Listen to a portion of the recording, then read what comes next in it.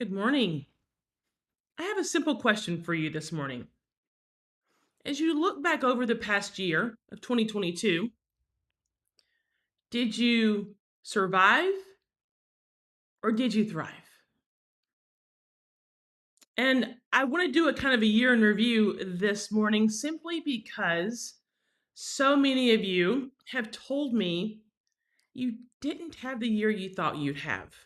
You didn't accomplish all the goals you had hoped. You didn't set out to do, you didn't do what you thought you'd do this past year. So let me offer a little perspective for you, which is you've reached out. So you've taken the first step to acknowledge you need some accountability. You need some help making sure that next year is better than this year. So my pledge to you this morning is let us help you. Come join our community where we can help you have that accountability mechanism, but also ensure that you thrive in 2023, not just survive, that you don't have the disappointments that you're sharing with me right now. So that's the list. Jump on the list.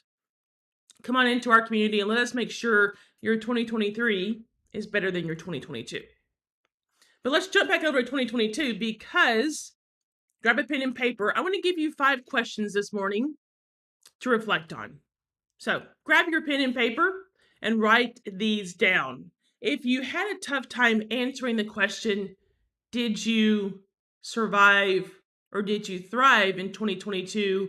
Then answer these 5 questions, and these will give you the answers you need to ensure you've done the proper reflection for the past year, but that you're also ready to go for the new year. You ready? Question 1. What worked? What worked well in 2022? Answer that question. Just write it down on a piece of paper or on your phone. Write it on your iPad. What worked well in 2022? Let's look at those successes. Let's start this reflection on a positive note of what worked well for you over the past few months. Question 2, what didn't work so well? What didn't go exactly the way you thought? What didn't work well? Because as we look at our successes, it's equally important that we look at our failures and where we missed. What areas do we need to improve upon? Write down that question as well. And I'm mindful I'm not giving you a lot of time to answer these. Right now, just write down the questions and you can answer these over the next few days as you're spending time with friends and family and hopefully in some time of self-reflection, and you can fill out these questions. So number 1, what worked well? Number 2, what didn't go so well? Number 3, what do you need to start doing? So maybe your self-reflection is leading you to say, I need to start a habit of weekly accountability. Maybe you need to start a habit of setting goals, breaking those goals down into months, into weeks, into days. Maybe you need to start putting together some what I call extra mile habits into place. So that's question number 3. Number 4, what do you need to stop doing? What do you need to stop doing? That's a tougher question than what you need to start doing, probably. It's easy to do things. Sometimes it's much harder to stop them, especially acknowledging that you need to stop them. So what do you need to stop doing in 2023? What is not serving you well? Why did you not have the year you thought you'd have? What do you need to stop doing? Simple questions, short questions, digestible questions that you can get through. And number 5, what do you need to continue doing? Did you gain some momentum this year that you want to carry into 2023? What do you need to continue doing? So let's review those 5 questions again. What worked well?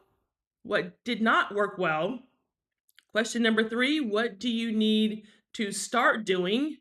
Question number 4, what do you need to stop doing? And question number 5, what do you need to continue doing? Now, we're doing this moment of reflection, answering these 5 questions as we look back over the past year. But here's the challenge I want to leave you with this morning. Don't do this on a yearly basis. Some of you are going to struggle answering those 5 questions because you're looking back over an entire year. Instead, I invite you to join me. Every Sunday night, I sit down and do my weekly preview and review. I look at the week behind me and I answer those questions. What went well and what didn't? What do I need to continue doing and stop and start doing? Every Sunday night, I sit down and I answer those questions for not only the week behind me, but also for the week ahead. That's my weekly accountability mechanism to keep going, to ensure I'm continuing successful habits and ending ones that are not so successful, that are not working for me. If you jump in our community, jump on that list. In our community, I'm actually going to start doing my weekly preview and review with you every Sunday night. I'm just going to go live in the community, and I do it on my iPad because I'm not good with paper. I do it on my iPad, and we're just going to answer those questions every Sunday night. So if you're in our community, be forewarned, you're going to have an accountability mechanism set up. If you want it, I will be there every Sunday night in the community, and we're going to answer those questions. And we're going to do it every single week. I have done this for the past, I want to say 6 or 7 years. And the clarity you get on a weekly basis is what helps you have a better 2023 than you had in 2022. So this morning, I've given you 5 questions to look back over the past year and to decide, did you thrive or did you merely survive this past year? Let's make next year different. Now, I see there's some folks hanging out in the chat.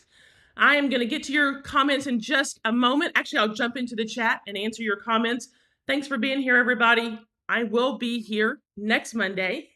Yes, I know it's the 26th. Yes, I know you're going to, probably be waking up late. Get up, get dressed, join me. I'll see you next week. Happy holidays.